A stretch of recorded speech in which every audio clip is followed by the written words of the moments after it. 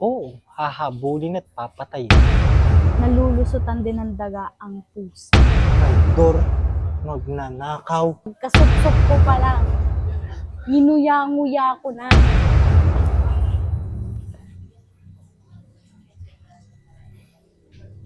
Nandito ka pala. Buti naman nakarating ka. Saan naman ako manggagaling? Malamang, dito lang ako makakapunta. Akala ko kasi nagtago ka na sa bahay ng mga daga. Simula nung naghirap kayo. Bahay ng mga daga. At ikaw yung pusa. Oo, hahabulin at papatayin ka. Sa tingin mo ba, mahabol mo ako ng ganun-ganun lang? Tandaan mo, nalulusutan din ng daga ang pusa. Nalulusutan? Paano?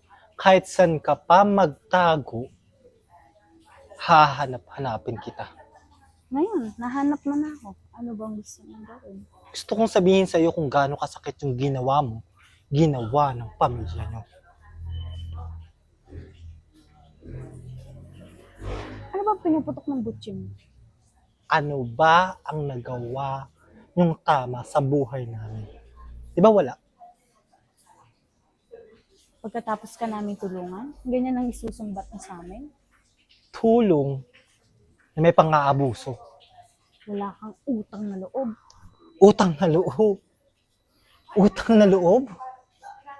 Pagkatapos ng ginawa niya sa aming lahat, sa pamilya ko, traidor, magnanakaw, pati ang paborito kong lollipop, kinuha mo.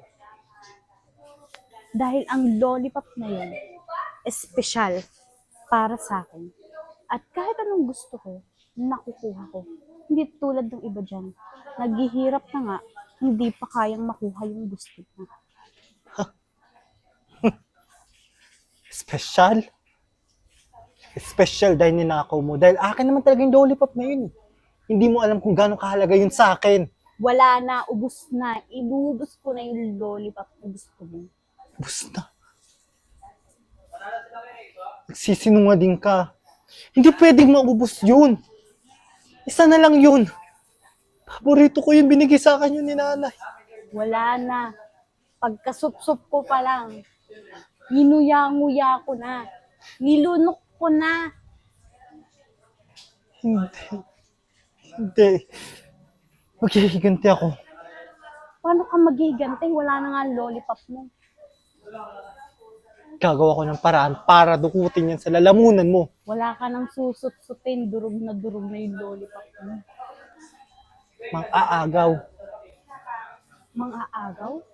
O baka ikaw? Anong inagaw ko sa'yo? Anong inagaw mo sa akin? Ha? Yung candy ko.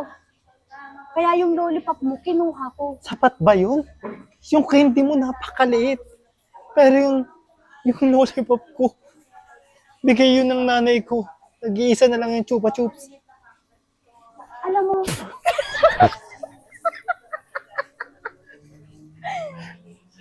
alam mo, kaya ako kinain yon. Dahil pa expired na, nilalanggam na. Kaya kinain ko pati yung langgam na itim.